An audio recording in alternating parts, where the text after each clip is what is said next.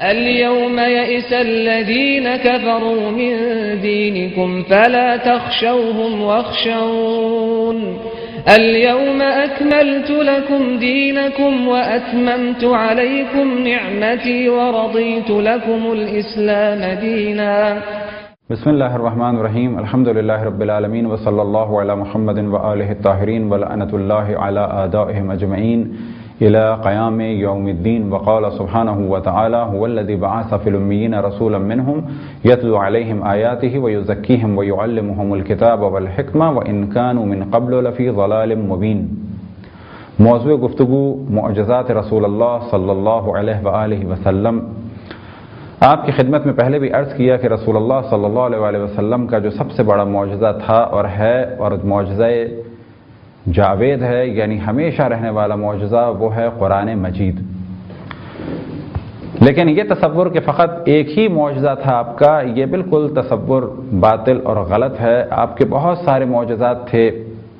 ابتدائی نبوت میں جو معجزہ ظاہر ہوا جب اللہ سبحانہ و تعالیٰ نے حکم دیا کہ اپنے قریبی رشتہ داروں کو بلاؤ اور آخرت سے ڈراؤ، وانذر عشیرتک الاقربین، تمام رشتہ دار جمع ہوئے، کھانے کی مقدار کم تھی، سب کے سامنے کھانا رکھا گیا. رسول اللہ صلی اللہ علیہ وسلم نے دعا کی، کھانے کی ابتدا فرمائی اور پھر سب نے کھانا کھایا، لیکن وہ کھانا کم نہ پڑا، یہاں تک کہ سب سیر ہو کے گئے، سکون سے کھا کے گئے، لیکن کھانا پھر بھی بچا رہا. یہ وہ معجزہ ہے کہ جو اعلان نبوت کے ابتدائی مراحل میں گھر والوں کے سامنے پیش آیا، لیکن اس کے بعد بھی جسے ماننا تھا اس نے مانا اور جسے نہیں ماننا تھا اس نے نہیں مانا. اور ایسا ہی ایک معجزہ کہ جس کا تعلق کھانے کی مقدار کی کثرت سے ہے کہ مقدار کم تھی اور بعد میں مقدار بڑھ گئی. جب مولا علی اور جناب سیدہ علیہم السلام کا نکاح ہوا اور پھر رخصتی اور رخصتی کے بعد ولیمہ، تو ولیمے میں کھانا کم تھا، بہت زیادہ لوگ تھے، لیکن اس کے باوجود وہ کم کھانا سب کے لیے پورا ہو گیا. وجہ کیا تھی کہ رسول اللہ صلی اللہ علیہ وسلم نے دعا کی اور اس کا نتیجہ یہ ہوا کہ کئی ہزار لوگوں نے کھانا کھایا، لیکن اس کے باوجود وہ کھانا پورا ہوا اور پھر بھی وہ کھانا بچا رہا. معجزات میں سے ایک مشہور معجزہ شق القمر. یہ وہ معجزہ ہے کہ جس کا ذکر تمام مسلمانوں کی کتابوں میں ہے. ایک وقت آیا کہ رسول اللہ صلی اللہ علیہ وسلم جب 14ویں کا چاند نمودار تھا تو حجر اسماعیل میں بیٹھے ہوئے تھے. کچھ لوگ آپس میں گفتگو کر رہے تھے اور موضوع یہ تھا کہ یہ محمد یعنی رسول اللہ صلی اللہ علیہ وسلم کے بارے میں کہا کہ بہت بڑا جادوگر ہے. کچھ لوگوں نے جواب میں کہا کہ آسمان پہ جادو کا اثر نہیں ہوتا، آؤ اس سے کہیں کہ اس چاند پر کوئی اپنا معجزہ کر کے دکھائے، چاند کو تقسیم کر کے دکھائے. یہ لوگ آئے اور آنے کے بعد کہا کہ اگر آپ چاند کو تقسیم کر دیں تو ہم آپ کو مان لیں گے. رسول اللہ صلی اللہ علیہ وسلم نے ارشاد فرمایا کہ مجھے معلوم ہے کہ تم اس کے بعد بھی ایمان نہیں لاؤ گے. یعنی کچھ لوگوں کی جانب اشارہ کیا کہ تم لوگ ایمان نہیں لاؤ گے. میں دیکھ رہا ہوں کہ تم بعض اسلحہ لے کے میرے مقابلے میں آؤ گے اور بعض محاصرے میں ہوگے. یہ اشارہ تھا ابو سفیان کی جانب. لہذا ان لوگوں نے کہا کہ نہیں، ہم معجزہ کر کے دکھائیں. رسول اللہ صلی اللہ علیہ وسلم نے اپنے دست مبارک کو بلند کیا اور انگلی کے اشارے سے چاند کو 2 حصوں میں تقسیم فرمایا. بعد میں ان لوگوں نے کہا کہ ایک ٹکڑے کو ایک جانب لے جائیں، دوسرے ٹکڑے کو دوسری جانب لے جائیں، تو آپ نے وہ بھی کر کے دکھایا. پھر انہوں نے کہا کہ اس کو ملا دیں، تو آپ نے ملا کے بھی دکھایا. پھر یہ لوگ چلے گئے اور جانے کے بعد کچھ لوگ جو راستے میں تھے اور مکے کی جانب آ رہے تھے ان سے پوچھا کیا تم نے راستے میں چاند کو کسی خاص حالت میں دیکھا؟ تو ان لوگوں نے بھی گواہی دی.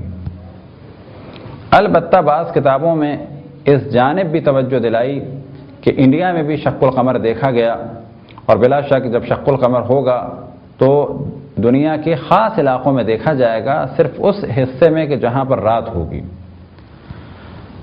اور یہ چیز بھی ذہن میں رہے کہ آج بھی اگر چاند میں کوئی رد و بدل ہو یا چاند گہن ہو یا سورج گہن ہو، تو سورج گہن کو تو عام طور پہ لوگ ویسے بھی نہیں دیکھ پاتے، مگر یہ کہ وہ مکمل سورج گہن ہو یا آدھا سورج گہن ہو جس کی وجہ سے کچھ تاریکی سے ہو جائے یا آدھے سے زیادہ ہو، تو اس صورت میں تو ان کو اندھیرے کی وجہ سے توجہ ہو جاتی ہے سورج گہن کی جانب.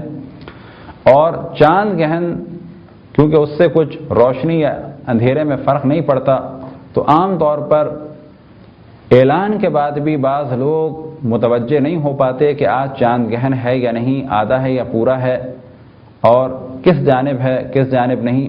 تو یہ وہ چیز ہے کہ جو سابقہ دور میں بھی تھی اور عام طور پہ لوگوں کی توجہ نہیں ہوتی تھی، لیکن سابقہ دور میں بھی کچھ لوگوں نے چاند گہن کو دیکھا، کچھ لوگوں نے چاند گہن کو نہیں دیکھا، یہ اس زمانے میں بھی پرابلم تھا، اور سابقہ دور میں لہذا بعض نے شق القمر کو دیکھا اور بعض نے شق القمر کو نہیں دیکھا۔ تو شق القمر ایک ایسا معجزہ تھا رسول اللہ صلی اللہ علیہ وسلم کا کہ جو مشہور معجزہ ہے اور تمام مسلمان اس معجزے کو مانتے ہیں۔ چاند ہی سے متعلق ایک اور معجزہ کہ جناب عباس ابن عبد المطلب جو رسول اللہ صلی اللہ علیہ وسلم کے چچا تھے، ایک دن آپ نے رسول اللہ صلی اللہ علیہ وسلم کی خدمت میں عرض کی اور کہا کہ کیا آپ جانتے ہیں کہ میں آپ پر کیوں ایمان لایا؟ تو آپ نے فرمایا کہ جی۔ تو انہوں نے کہا کہ جب آپ چھوٹے سے تھے اور جھولے میں تھے تو چاند کو دیکھ کے خوش ہوتے تھے، چاند سے باتیں کرتے تھے، اور جس جس جانب آپ اپنی انگلی سے اشارہ کرتے تھے چاند حرکت کرتا تھا۔ اس سے معلوم ہوا کہ رسول اللہ صلی اللہ علیہ وسلم کے معجزات اعلان نبوت کے بعد بھی تھے، اعلان نبوت سے پہلے بھی تھے۔ خداوند تبارک و تعالیٰ سے دعا ہے کہ بحق محمد وآل محمد ہم سب کو اپنی اپنے رسول، اپنی حجتوں، خصوصاً امام زمان علیہ السلام کی معرفت اور اطاعت کی توفیق عطا فرمائے۔ وصلی اللہ علی محمد وآلہ الطاہرین۔